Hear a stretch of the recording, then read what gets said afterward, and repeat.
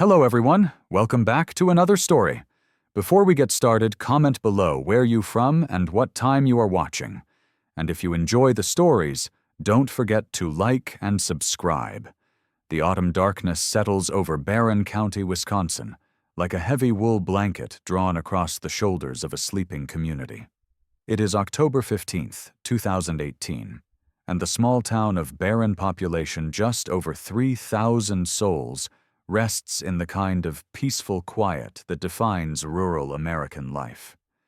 The streets are empty, the storefronts along Main Street darkened for the night, and the scattered farmhouses and modest homes that dot the countryside glow with the soft light of families settling in for a Monday evening.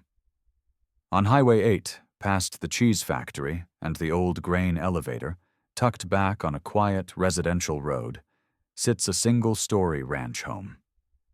It is unremarkable in every way that matters: vinyl siding, a modest front porch, a driveway where 2 vehicles are parked. This is the home of the Closs family: James, 56, Denise, 46, and their only child, 13-year-old Jayme. Inside, the rhythms of ordinary life play out as they have countless times before. Jayme Closs, known to everyone as Jim, is a gentleman who has worked for decades at the Jennie-O turkey plant just up the road, a pillar of the local community who coaches youth sports and never misses a chance to help a neighbor. His wife Denise works at the same plant, on the same shift, and their dedication to each other and their daughter defines everything about who they are. Jayme has school tomorrow. She is an 8th grader at Riverview Middle School, a quiet girl with long auburn hair and a shy smile. She runs cross-country, plays clarinet in the school band, and has the kind of close relationship with her parents that other families envy. Tonight, like so many nights before, she has finished her homework, brushed her teeth, and prepared for bed. The house settles into its nighttime silence. The Closses have no idea that their home has been watched. They have no idea that a predator has already chosen them, or rather, chosen Jayme, and has been planning this night for weeks. They have no idea that in less than an hour, their world will be shattered beyond recognition. At approximately 12:53 in the morning, now technically October 15th, a red Ford Taurus pulls slowly down the quiet road. Its headlights are off. Behind the wheel sits a young man with close-cropped hair and a blank expression on his face. He has driven nearly 70 miles to get here, and he has come prepared. In the trunk of his car is a shotgun. He has already practiced how quickly he can rack a shell into the chamber. He has stolen the license plates from another vehicle to avoid detection. He has shaved his head and face to eliminate any trace evidence he might leave behind. He is 21 years old, and his name is Jake Thomas Patterson. Patterson parks his car in the Closs family's driveway as if he belongs there. He steps out into the cold October air and approaches the front door with the shotgun in his hands. Inside, the family's dog, a small mixed breed named Molly, begins to bark. The sound pierces the silence of the sleeping household. In the master bedroom, Jayme Closs stirs awake. Something is wrong. The dog never barks like this in the middle of the night. Jayme rises from bed and moves toward the front of the house. Through the small window in the front door, he can see a figure standing on his porch. The figure is dressed in black. Jayme does not recognize him. He does not know him. This stranger has no connection to the Closs family whatsoever, no grudge, no history, no reason to be standing on their doorstep in the dead of night. Jayme calls out, asking who is there, his voice carrying the confusion and alarm of a man awakened to a nightmare he cannot yet comprehend. The response comes in the form of violence. Patterson raises the shotgun and fires directly through the door. The blast tears through the wood and strikes Jayme Closs in the head. He collapses to the floor, dead before he even understands what has happened. The sound of the gunshot shatters the silence of the neighborhood, echoing across the empty fields and quiet streets. In homes nearby, neighbors jolt awake, uncertain of what they have heard. some dismissing it as a car backfiring or a hunter in the distance. In the back of the house, in Jayme's bedroom, Jayme Closs has heard the shot. She has heard her husband fall. Terror seizes her heart as she understands immediately that something catastrophic is happening.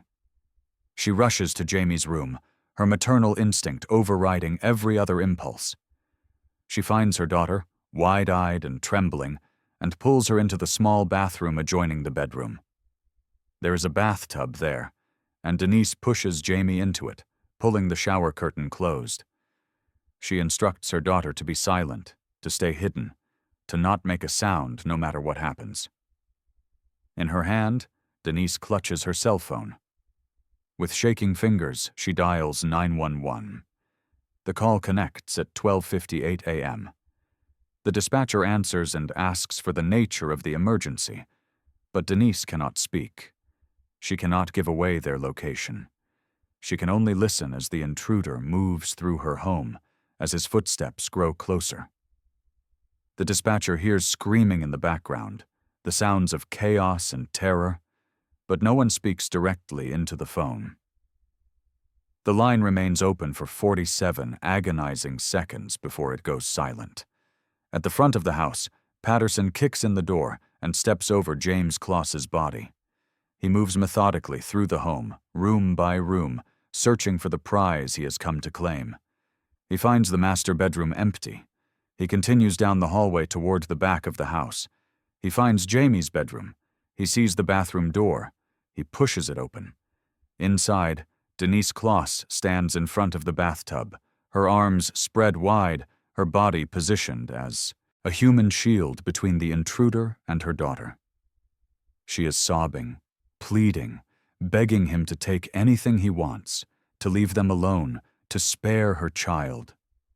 Her love for Jayme radiates from every fiber of her being in these final moments. She is a mother protecting her young, and she will not move.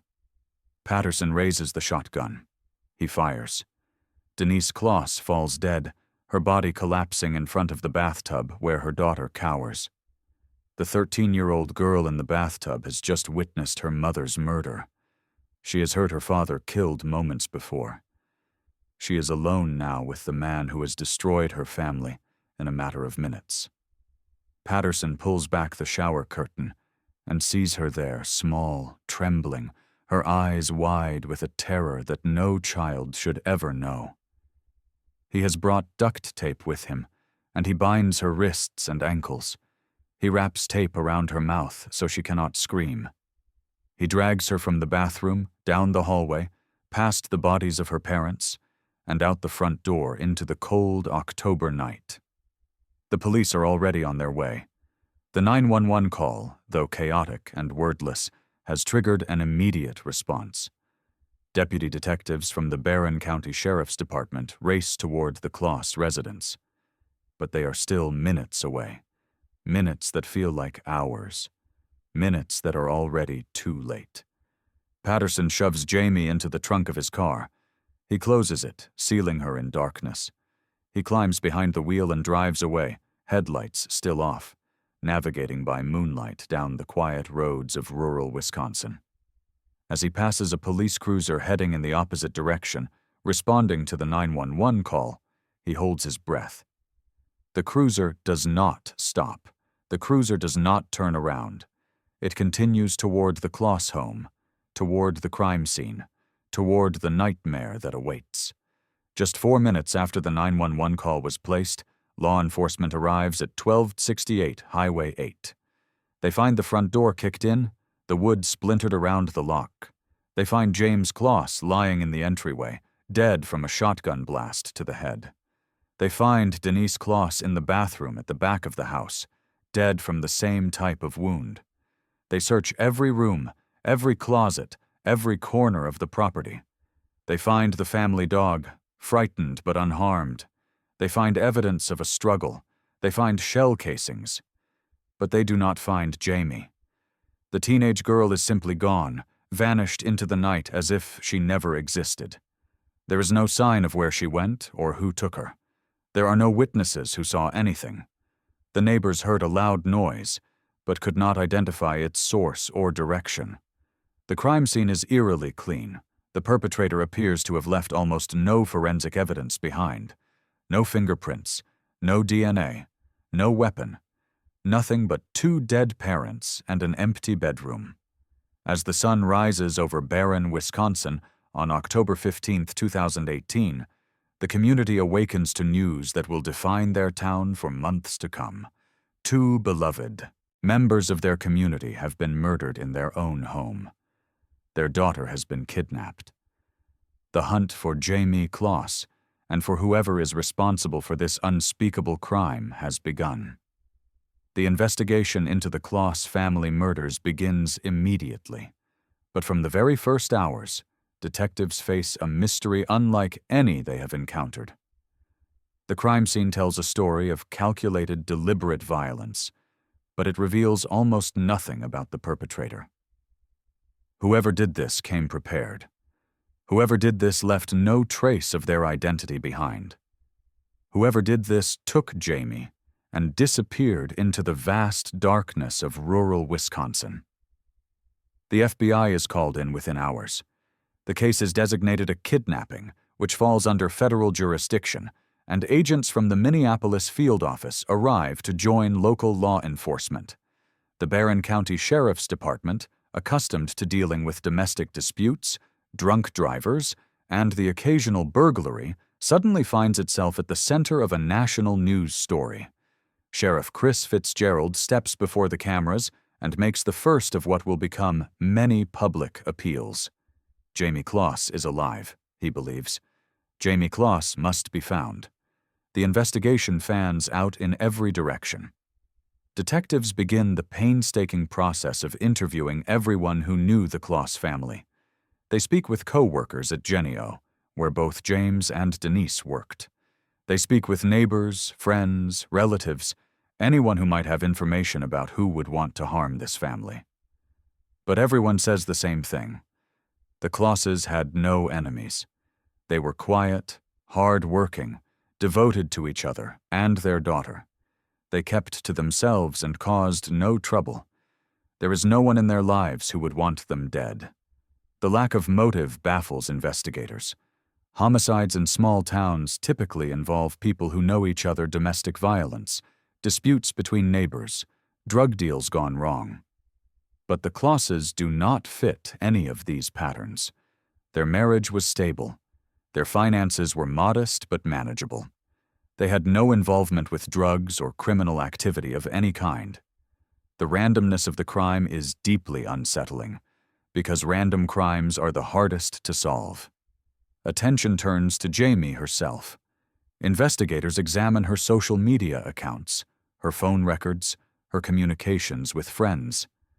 They look for any sign that she might have been talking to someone, perhaps an older person posing as a teenager, who might have lured her into a dangerous situation.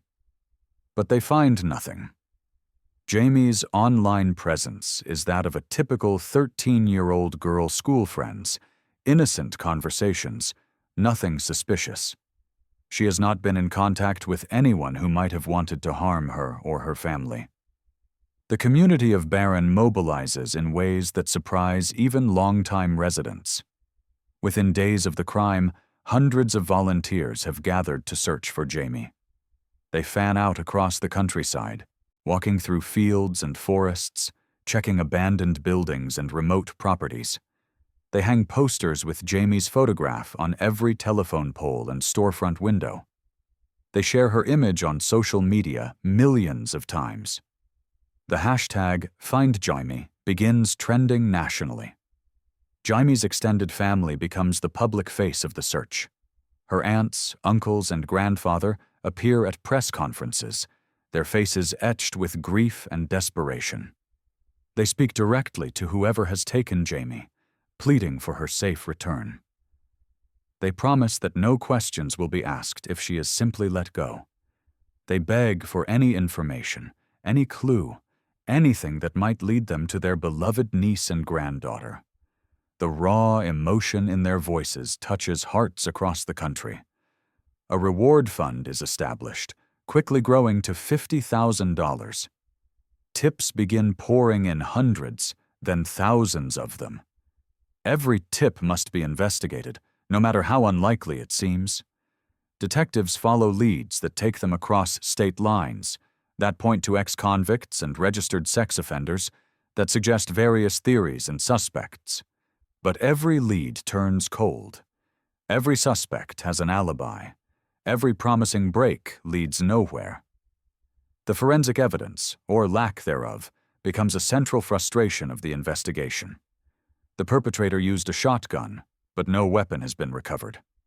The shotgun shells found at the scene are a common brand, sold at sporting goods stores and gun shops throughout the region. The method of entry kicking in the front door left no usable fingerprints. The kidnapper appeared to have worn gloves throughout the attack. Even more troubling, investigators discovered that the perpetrator appears to have taken steps to eliminate DNA evidence, including shaving all body hair before the crime. One piece of evidence does emerge. Surveillance footage from a neighbor's security camera shows a red or orange vehicle passing by the Closs home in the hours before the murder. The image is grainy and indistinct, but it is something. Detectives begin canvassing the area for any additional footage that might show the vehicle more clearly. They release the information to the public, hoping someone might recognize the car. Days turn into weeks, and the intense media attention begins to take its toll on the small town of Barron. Reporters from national news outlets have descended on the community, setting up satellite trucks and conducting live broadcasts from the streets. The constant presence of cameras and microphones is exhausting for residents who simply want their lives to return to normal and who desperately want Jayme to come home.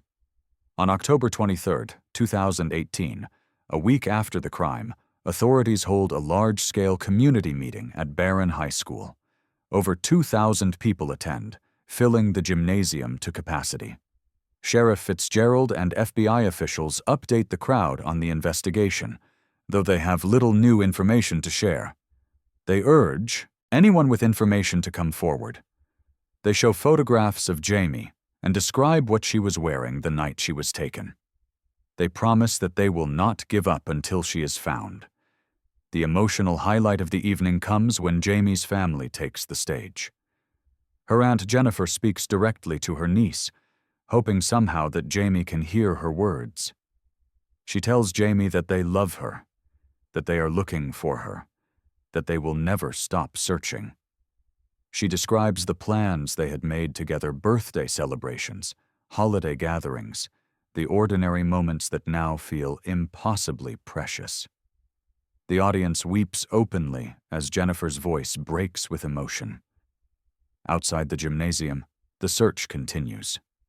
Volunteers have now logged thousands of hours walking through fields and forests, checking properties and structures throughout Barron County and beyond. The effort is massive, coordinated through social media and local organizations. But it has yielded nothing. Jayme seems to have vanished without a trace. As October gives way to November, the investigation enters a darker phase. Privately, some investigators begin to fear the worst: that Jayme Closs did not survive her kidnapping, that her body may be hidden somewhere in the vast Wisconsin wilderness, that the case may never be solved. Publicly, authorities maintain their optimism, insisting that they believe Jayme is alive and that they are pursuing viable leads. But the passage of time weighs heavily on everyone involved. The Closs family holds a funeral for James and Denise on October 27, 2018. Hundreds of mourners attend, filling the church and spilling out onto the sidewalk. The service is a celebration of two lives cut tragically short: a loving couple who dedicated themselves to their daughter and their community. But there is a palpable absence at the funeral, an empty space where Jayme should be standing with her family, mourning her parents. Instead, she is somewhere else, held by someone else, her fate unknown. In the weeks that follow, investigators continue to pursue every possible lead. They examined cell phone tower data, looking for any unusual activity in the area around the Closs home on the night of the crime. They interview hundreds of people, including anyone who might have seen something suspicious. They analyze the physical evidence from the crime scene, hoping to extract any information that might have been missed in the initial processing. But the perpetrator has been careful. The perpetrator has been meticulous. The perpetrator has left them with almost nothing to work with. Thanksgiving comes and goes, a painful holiday for the Closs family and for the community of Barron. Jayme has now been missing for over a month. The intense media attention has begun to fade, replaced by other stories and other tragedies. But in Barron, no one has forgotten. The posters with Jayme's face still hang in every window. The search parties still go out on weekends. The prayer vigils still take place at local churches. December arrives, bringing bitter cold and heavy snowfall to northern Wisconsin. The landscape transforms into a frozen white expanse, beautiful and brutal in equal measure. Somewhere out there, investigators know, is the answer to the mystery of Jayme Closs's disappearance. Somewhere out there is a young girl who may be fighting for her life. Somewhere out there is a kidnapper who has so far eluded one of the largest manhunts in Wisconsin history. The investigation has now logged over 3,000 tips, but none has produced a breakthrough. The red vehicle seen on surveillance footage has not been identified. The motive for the crime remains unclear. The identity of the perpetrator remains unknown. As the year draws to a close, the case of Jayme Closs seems no closer to being solved than it was on the night she was taken. Christmas passes, another painful milestone for a family torn apart by tragedy. Jayme's grandfather, Robert Nyberg, speaks to reporters about the ornaments that Jayme had made over the years, now hanging on a tree in a home where she should be celebrating with them. Her aunts describe the gifts they had bought for her, still wrapped and waiting. The community holds candlelight vigils, the flames flickering against the winter darkness, a symbol of hope that refuses to be extinguished. January 2019 begins with temperatures plunging below zero, the kind of cold that keeps people indoors, huddled around heaters and fireplaces. In Barron, the investigation continues, but the pace has slowed. There are only so many leads to follow, only so many people to interview, only so much evidence to analyze. Investigators are working with what they have, and what they have is not enough. No one knows that the case is about to break wide open. No one knows that Jayme Closs is alive, has been alive all along, held captive just 65 miles away from the home where her parents were murdered. No one knows that she has been waiting, watching, planning for the moment when she might finally escape. No one knows that the miracle is about to happen. For 88 days, Jayme Closs exists in a state of living death. She is alive, but she is not free. She breathes, but she is suffocated by terror. She sees daylight through windows, but she cannot walk through any door. Her prison is a small, isolated cabin in the woods of Gordon, Wisconsin, and her jailer is the stranger who murdered her parents and stole her from everything she has ever known. The cabin belongs to Jake Patterson's father, a modest structure set back from the road on a remote piece of property surrounded by trees. It is the kind of place where no one would think to look for a missing girl, the kind of place where screams would be swallowed by the forest before they could reach another human ear. Patterson has chosen this location deliberately, knowing that its isolation will allow him to keep his captive hidden from the world. From the moment Jayme is dragged from the trunk of Patterson's car and brought into the cabin, her life becomes a waking nightmare. Patterson has no intention of harming her physically. His obsession is about possession, about ownership, about having this girl for himself. But the psychological torment he inflicts is its own form of violence, a constant assault on her sense of safety, identity, and hope. Patterson establishes a routine of control that governs every aspect of Jayme's captivity. She is not allowed to speak unless spoken to. She is not allowed to move freely through the cabin. She is not allowed to look out windows or make any noise that might be heard by others. She is made to understand, through explicit threats and implicit intimidation, that any attempt to escape or draw attention to herself will result in consequences she cannot imagine. The primary instrument of her captivity is Patterson's bed. He forces Jayme to hide beneath it for hours at a time, sometimes for entire days. He surrounds the bed with heavy weights and storage containers, creating a barricade that traps her in a space so small she can barely move. When visitors come to the cabin, Patterson's father, occasionally Jayme, is ordered under the bed, warned that she must remain completely silent or face punishment.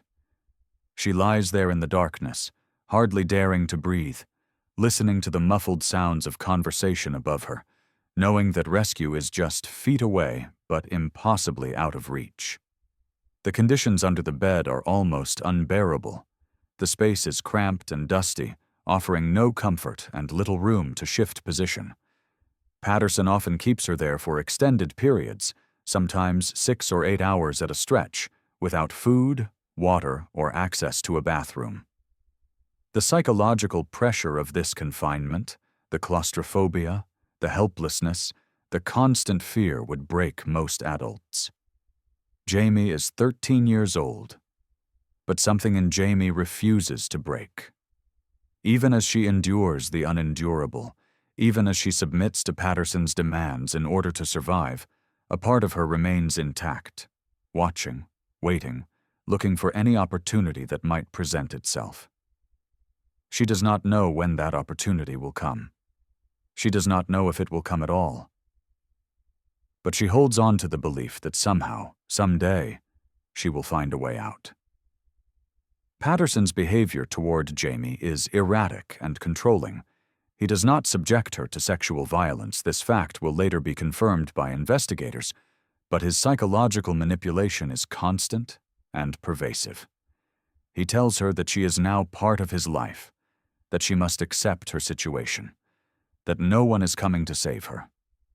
He shows her news reports about her case, about the search parties and the press conferences, and tells her that it is only a matter of time before everyone gives up looking. He is trying to crush her hope, to make her believe that her old life is gone forever, that he is the only reality she will ever know. Yet Jayme's mind remains active, resistant, unbroken.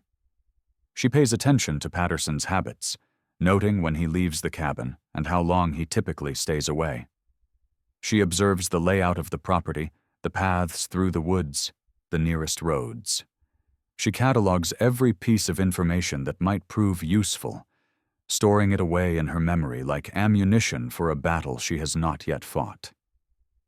The outside world, meanwhile, has no idea that Jayme is so close. The investigation into her disappearance is focused on Barron County and the immediate surrounding area, with occasional leads taking detectives farther afield. But no one has thought to look in Gordon, Wisconsin, a tiny town of fewer than 600 people located in Douglas County, more than an hour's drive from Barron. Patterson has no connection to the Closs family, no history with Barron, no reason to be considered a suspect. He is invisible, a ghost who has committed the perfect crime. The weeks of captivity blend together in a haze of fear and monotony. Patterson goes to work some days, leaving Jayme alone in the cabin but warning her not to move, not to make noise, not to attempt anything foolish. He has told her that he will know if she disobeys, that there is no escape, that trying to run will only make things worse. Jayme has no way of knowing if this is true, but she also has no way of testing it without risking everything. Christmas comes and goes, a holiday that means nothing in the isolation of the cabin. Jayme thinks of her family, of the traditions they used to share, of the presents her mother would wrap, and the meals her father would prepare. She thinks of her aunts and uncles, her grandfather, her cousins.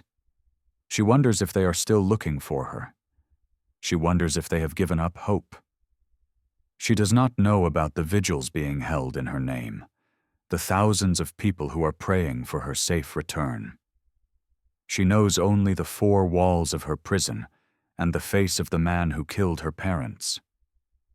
But as the new year begins, something shifts in Jayme. The survival instinct that has kept her alive through the worst months of her life begins to transform into something more active, more determined. She is tired of waiting. She is tired of being afraid. She has spent 88 days in captivity, and she decides that if she is going to survive, she is going to have to save herself. Patterson has grown complacent over time. The initial intensity of his vigilance has faded, replaced by a false sense of security. He believes that Jayme has been broken, that she has accepted her fate, that she is no longer a flight risk.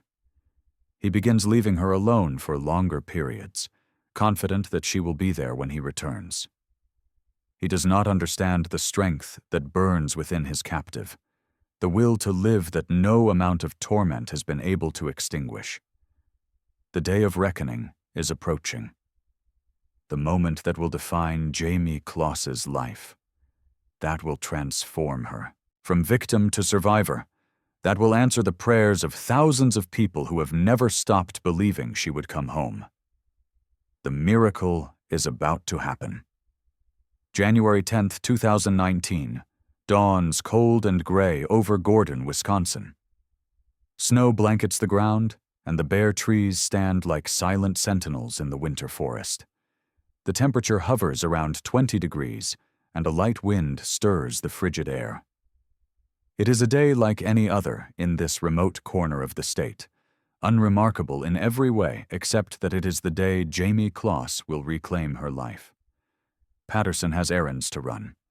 He informs Jayme that he will be leaving the cabin for several hours, and he gives her the usual warnings about what will happen if she tries anything. She nods, compliant, submissive, showing him nothing of what is happening inside her mind. She has learned to hide her thoughts, to present a blank exterior that reveals nothing of her inner resolve. Patterson sees what he expects to see: a broken, frightened girl who will do as she is told, and leaves the cabin without suspecting that this will be the last time he sees her. The sound of his car pulling away is the starting gun for Jayme's escape. She waits, listening, making sure he is truly gone. Then she begins to move. For weeks, she has been planning this moment. She has studied the layout of the cabin, identified the exits, calculated the distances to the nearest homes. She has watched Patterson's routines, noted when he comes and goes, figured out how much time she might have. She has prepared herself mentally for the possibility that this might be her only chance, that if she fails, there may not be another opportunity. The first challenge is getting out from under the bed. Patterson has left her there, surrounded by the usual barricade of weights and containers, confident that she cannot escape. But Jayme has been working at loosening the barriers during previous periods of confinement, tiny movements that Patterson never noticed, small acts of resistance that have slowly created an opening. She pushes against the weights, straining her small body against their bulk, and manages to squeeze through the gap she has created. She is out from under the bed. She is standing in Patterson's room, free from her immediate confinement for the first time in weeks. Her heart pounds in her chest, adrenaline flooding her system, but she does not allow herself to panic. She knows she has limited time. She knows she must move quickly. Jayme scans the room for shoes. Her own clothing was taken from her months ago, and Patterson has kept her in whatever garments he provided. She has no shoes that fit her, only Patterson's oversized footwear, men's shoes that dwarf her teenage feet. She grabs a pair anyway, forcing them onto her feet, knowing that walking through the snow without any footwear would be impossible. The shoes flop awkwardly as she moves, threatening to trip her with every step, but they will have to do. She makes her way to the door of the cabin. Her hand trembles as she reaches for the handle. This is it. This is the moment. Everything she has endured, the murder of her parents, the kidnapping, the months of captivity, has led to this single point in time. If she opens this door and walks through it, she will either find freedom or face consequences she cannot predict. There is no going back. Jayme opens the door and steps out into the winter afternoon. The cold hits her immediately, biting through the thin layers of her clothing, but she barely notices. She is outside. She is free of the cabin. For the first time in 88 days, she is breathing air that is not contaminated by Patterson's presence, standing on ground that is not his property, seeing a sky that is not framed by his windows.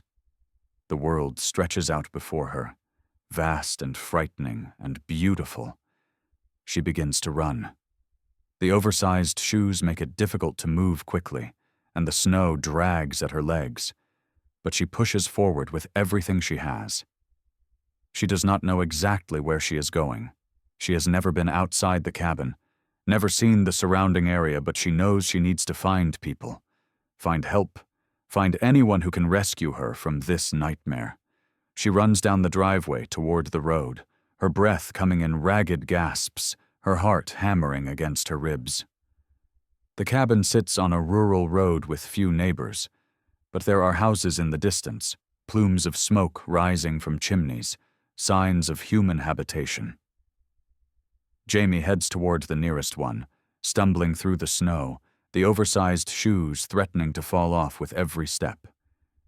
She does not know who lives there. She does not care.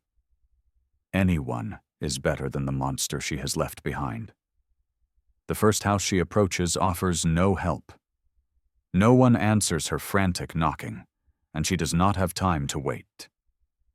She continues down the road, her desperation growing, the cold beginning to seep into her bones.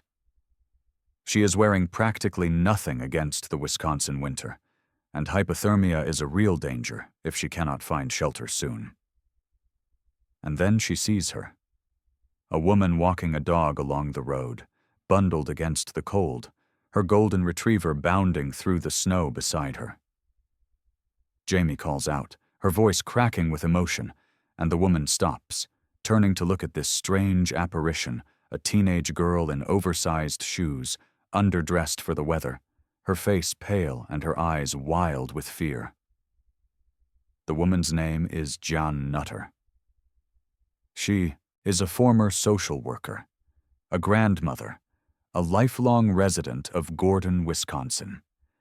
She has seen the news reports about Jayme Closs, has followed the case like everyone else, has prayed for the girl's safe return, but never in her wildest imagination did she expect to encounter the missing teenager on a winter afternoon just down the road from her home. Jayme approaches John, and the words spill out of her, tumbling over each other in their urgency. She identifies herself. She says her name. She tells John that she needs help, that she has been kidnapped, that her captor could return at any moment. Jean stares at her, processing what she is hearing, her mind struggling to accept the impossible reality that Jayme Closs is standing in front of her, alive after 88 days of captivity. Jean takes Jayme's arm and guides her toward the nearest house, the home of Peter and Kristen Kacinskas. They bang on the door, and Kristen answers, her face registering confusion at the sight of her neighbor and this trembling teenager. Jean explains what is happening, that this girl says she is Jayme Closs, that she has escaped from somewhere nearby, that they need to call the police immediately. Kristen ushers them inside, wrapping Jayme in a blanket, trying to warm her frozen body. Peter grabs his phone and dials 911, his hands shaking as he reports what is happening. The dispatcher can barely believe what she is hearing. Jayme Closs, the missing girl who has been the subject of a nationwide search, found alive just miles from where she was held captive. While they wait for the police, Jayme provides crucial information. She tells them the name of her kidnapper, Jake Patterson. She describes his vehicle, a red Ford Taurus. She gives them directions to the cabin where she was held. The adults in the room exchange glances, realizing the magnitude of what is happening, the miracle that has just unfolded in their quiet community. Police units are dispatched within minutes. The search for Patterson begins immediately, with officers fanning out across the area looking for his vehicle. Jayme is taken into protective custody, wrapped in blankets and surrounded by people who are determined to keep her safe. An ambulance arrives to transport her to a hospital for evaluation, but her physical injuries are minimal. The trauma she has suffered is psychological, invisible, wounds that will take years to heal.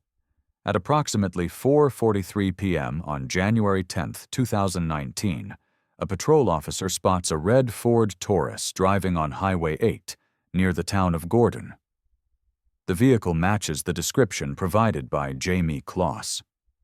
The officer activates his lights and initiates a traffic stop. The driver pulls over without resistance. Jake Patterson is arrested on the spot.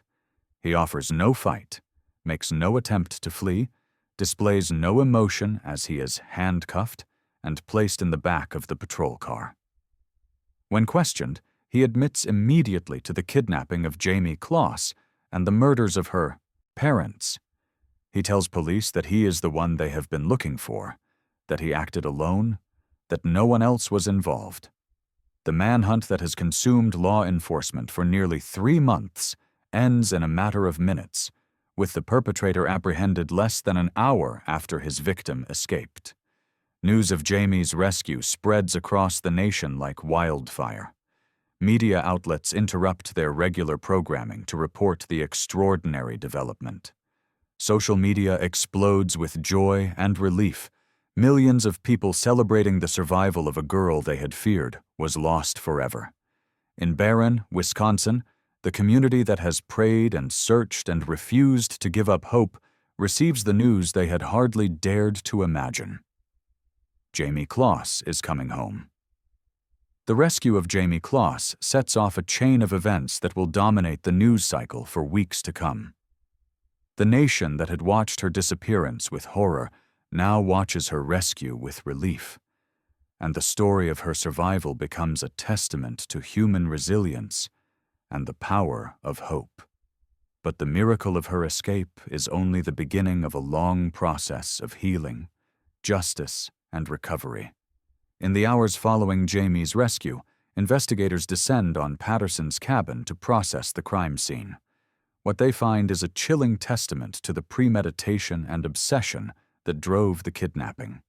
The space under the bed where Jayme was forced to hide for hours at a time is exactly as she described, cramped, barricaded with weights and containers, designed to conceal her from any visitors. The cabin itself yields evidence that will be crucial to the prosecution. Items belonging to Jayme, traces of her captivity, the instruments of her imprisonment. Patterson's confession, given in the immediate aftermath of his arrest, provides investigators with a detailed account of the crime that answers many of the questions that had baffled them for months. He describes how he first spotted Jayme getting on a school bus near her home, weeks before the attack. He explains that he became fixated on her for reasons he cannot fully articulate. She was simply, in his words, the girl he had chosen. He had no prior connection to the Closs family, no knowledge of who they were, no motive beyond his own inexplicable obsession. Patterson's planning was meticulous. He drove to the Closs home on 2 separate occasions before the night of the murder, but each time he was deterred by the presence of other people or vehicles. On the 3rd attempt, October 15th, he found the conditions he was waiting for.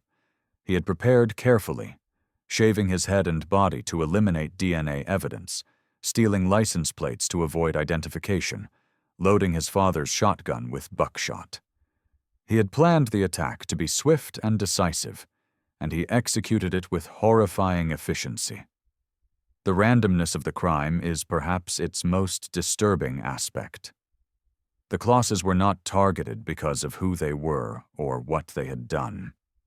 They were targeted because their daughter happened to catch the eye of a disturbed young man who decided, for reasons known only to his own fractured psyche, that he wanted her. James and Denise Closs died not because they had enemies, not because they were involved in anything dangerous, but simply because they stood between Patterson and what he wanted. The senselessness of their deaths makes the tragedy even more profound. Jayme's initial medical evaluation reveals that while she is physically unharmed, Patterson did not physically or sexually abuse her during her captivity. The psychological damage is severe. She has spent 88 days in a state of constant terror, witnessed the murder of both parents, been held captive by a stranger who threatened her life, and endured conditions that would break most adults. The road to recovery will be long, and it will require the support of trained professionals, her loving family, and the community that never stopped believing in her. The reunion between Jayme and her family takes place at a hospital in the hours after her rescue. Her aunts, who have been the public face of the search, who have appeared at countless press conferences and vigils, who have never stopped praying for this moment, finally hold their niece in their arms. Her grandfather, Robert Nyberg, who has aged years in the months since Jayme's disappearance, weeps with joy at the sight of his granddaughter. The scene is private, away from the cameras and the media, a moment of pure emotion that belongs only to the family that has suffered so much. The community of Barron celebrates Jayme's return with an outpouring of love and support. Businesses hang welcome home signs in their windows. Residents line the streets with yellow ribbons and balloons.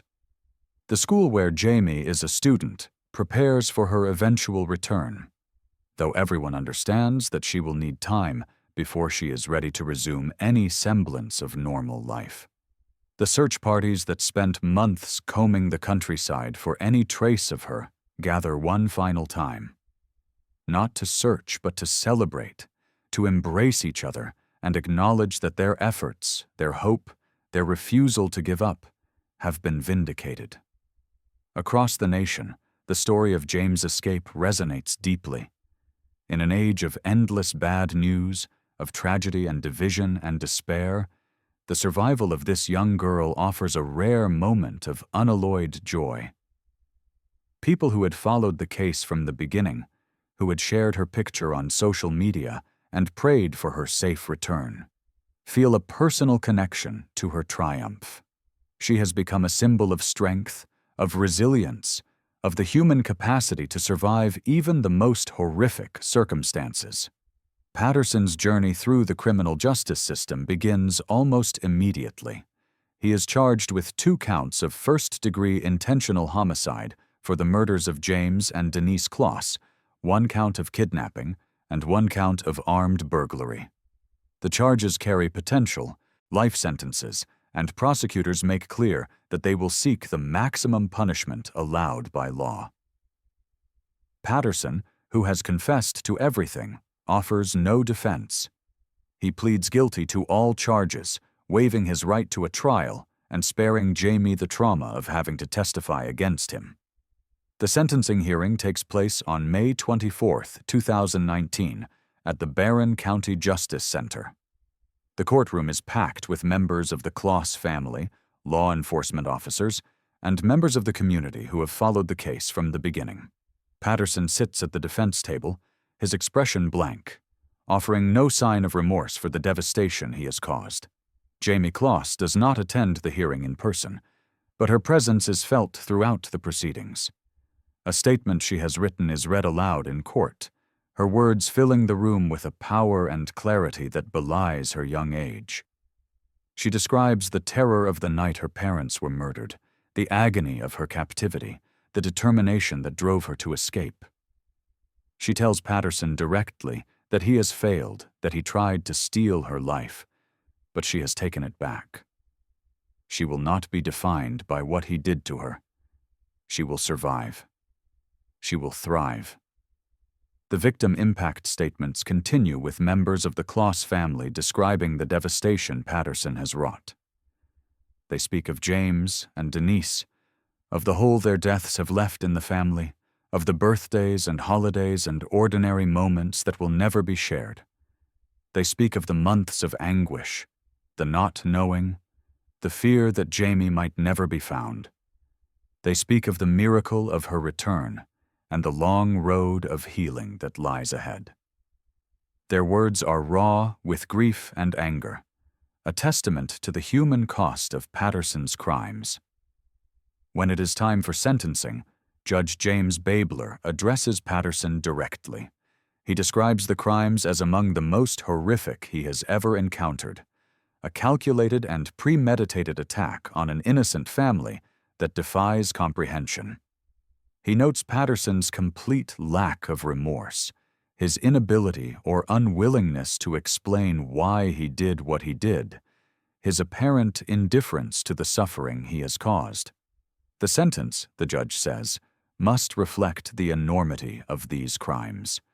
Jake Patterson is sentenced to 2 consecutive life terms, without the possibility of parole for the murders of James and Denise Closs, plus an additional 25 years for the kidnapping of Jayme and 1 year for the armed burglary.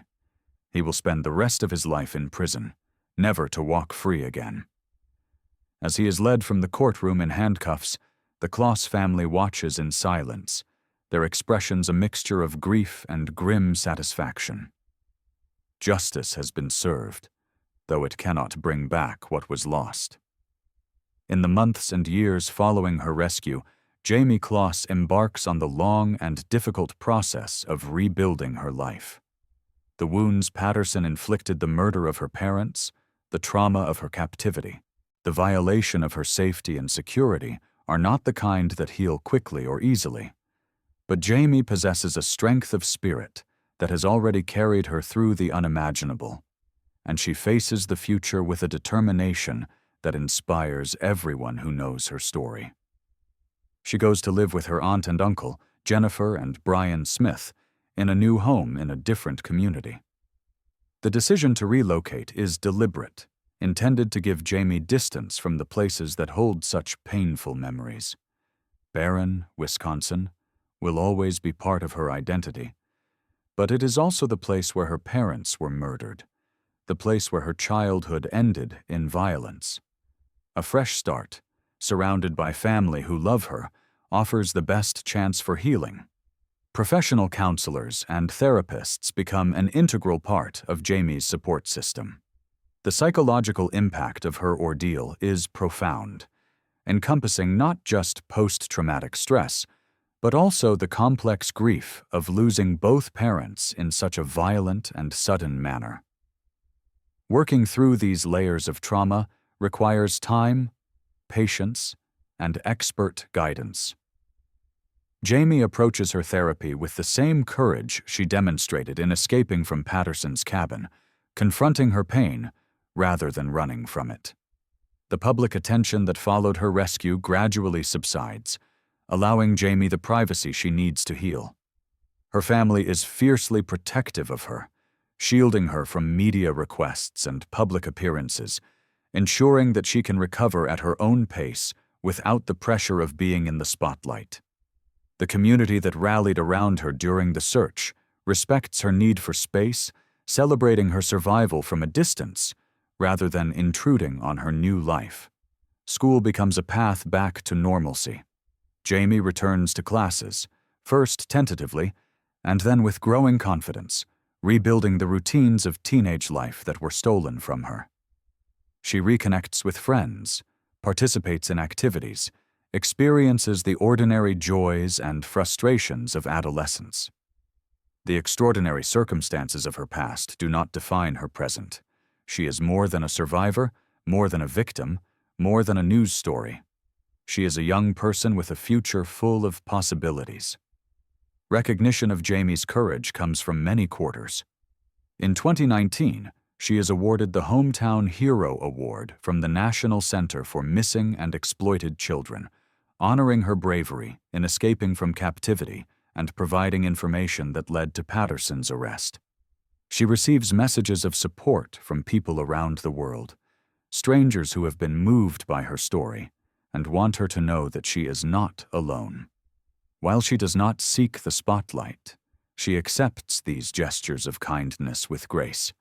The $25,000 reward that was offered for information leading to her safe return is given to Jayme herself, a decision made by the Jenny O. Turkey Store Foundation, which had posted the reward. The money is placed in a trust for her future, ensuring that she will have resources to pursue her education and build her life. It is a small measure of justice in a situation where true justice, the return of her parents, the restoration of her innocence, is impossible. Jean Nutter, the woman who first encountered Jayme on that frigid January afternoon, becomes an unlikely hero in the story. Her quick thinking in getting Jayme to safety and alerting authorities may have saved the teenager's life, and she is celebrated for her role in the rescue. But Nutter deflects the praise, insisting that she simply did what anyone would have done. The real hero, she says, is Jayme herself, the girl who found the courage to escape when escape seemed impossible. The Closs family establishes the James and Denise Closs Memorial Fund, dedicated to supporting causes that were important to the couple during their lives. The fund provides scholarships for students at Barron High School, supports youth sports programs in the community, and contributes to organizations that assist families affected by violence. It is a way of ensuring that James and Denise's legacy lives on, that their commitment to their community continues even after their deaths. Time passes. The intensity of public attention fades. Other stories capture the headlines. Other tragedies demand the nation's attention. But in the quiet corners of Wisconsin, in the hearts of those who loved James and Denise Closs, in the memory of a community that refused to give up hope, the story of Jayme's survival endures. It is a story of darkness and light, of despair and hope, of the worst that humanity can do and the best that humanity can be. Jayme grows up. She moves through the stages of adolescence and into young adulthood, carrying with her always the memories of what she has survived. The trauma does not disappear, such things never truly disappear, but it becomes integrated into a larger story, one chapter in a life that will contain many chapters yet to be written. She has the support of a loving family, the resilience of a survivor, and a future that belongs to her alone. The cabin where she was held captive is eventually torn down, demolished by Patterson's family in an effort to remove a painful reminder of the crimes committed there. The land returns to nature, trees and grass reclaiming the space where such horror once occurred. It is not forgiveness. Nothing could constitute forgiveness for what Patterson did, but it is a closing of sorts, a physical erasure of the place where Jayme spent the worst months of her life. In prison, Patterson will grow old and die behind bars, never again experiencing freedom, never again having the opportunity to harm another person. The consecutive life sentences ensure that he will spend decades in confinement, surrounded by concrete walls and barbed wire, paying for his crimes with every breath he takes.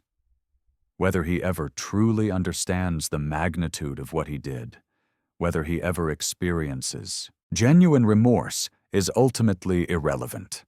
His punishment is absolute, and his victim has transcended his attempts to destroy her. The case of Jayme Closs will be studied for years to come, analyzed by criminologists, psychologists, and law enforcement professionals seeking to understand how such a crime could occur and how such an escape could be achieved. It challenges many assumptions about kidnapping, about the behavior of perpetrators and victims, about the possibilities for rescue in seemingly hopeless situations. And it offers lessons that may help protect other children in the future. The randomness of Patterson's crime represents a particularly disturbing type of predation. The stranger who selects a victim based on nothing more than opportunity and obsession. Such crimes are statistically rare. Most child abductions involve family members or acquaintances, but they are also among the hardest to predict or prevent. Jayme did nothing to attract Patterson's attention other than exist, other than be a teenage girl getting on a school bus on an ordinary day. There was no warning sign, no red flag, nothing that could have alerted her or her family to the danger. The investigation that followed her disappearance was textbook in many ways. Immediate response, massive resource allocation, aggressive pursuit of every lead. Yet for 88 days, the best efforts of local, state, and federal law enforcement failed to identify Patterson as a suspect.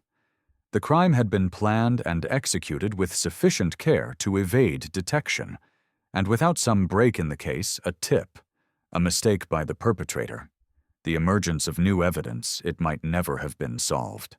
The break that did come was not the result of investigative work, but of the courage of the victim herself. Jayme Closs solved her own case by escaping from captivity and identifying her abductor. She provided the information that led to Patterson's arrest within minutes of her rescue. She did what trained professionals could not do, armed with nothing but her own intelligence, determination, and will to survive. Her escape is not just a miracle. It is a testament to human agency in the face of overwhelming odds. The psychological impact on survivors of such crimes is profound and long-lasting. Research shows that victims of kidnapping often struggle with post-traumatic stress disorder, anxiety, depression, and difficulty forming trusting relationships. The violation of safety that accompanies such experiences can take years or even decades to process. Jayme's journey will be her own, unique to her circumstances and her personality, but she will always carry the weight of what she survived. The role of community in such cases cannot be overstated. The people of Barron, Wisconsin, demonstrated what is possible when a community comes together in the face of tragedy. Thousands of volunteers, countless hours of searching, millions of prayers and good wishes, these did not directly lead to Jayme's rescue, but they created a context of hope and support that sustained her family through the darkest days. And when Jayme finally came home, that community was there to welcome her with open arms. The media's coverage of the case raised important questions about how such stories should be told. The intense national attention helped spread Jayme's image across the country and kept the search in the public consciousness. But it also subjected her family to relentless scrutiny during their most vulnerable moments and threatened to turn a private tragedy into public spectacle. Finding the balance between raising awareness and respecting privacy remains a challenge in cases involving missing children. Patterson's motivations remain, in some ways, a mystery. He has never adequately explained why he became fixated on Jayme, why he decided to act on his obsession, why he was willing to kill her parents to take her. Psychological experts have offered theories: social isolation, fantasy-driven behavior, possible personality disorders, but no definitive diagnosis has been made. Some minds are simply impenetrable, their darkness beyond understanding. What is clear is that the system worked in the end, even if it took 88 days. Jayme was found. Patterson was caught. Justice was served. These outcomes are not guaranteed in such cases. Many missing children are never found. Many perpetrators are never brought to justice. The resolution of Jayme's case offers hope that even the most challenging investigations can succeed. Even the most carefully planned crimes can be solved. Even the most determined predators can be stopped. The legacy of Jayme and Denise Closs lives on in their daughter. They were ordinary people living ordinary lives, parents who loved their child and worked hard to provide for their family. They did not seek attention or acclaim. They simply wanted to raise their daughter in peace. Their deaths were senseless, random, cruelly unfair. But their love for Jayme, the values they instilled in her, the strength of character they helped develop these survived the violence that took their lives.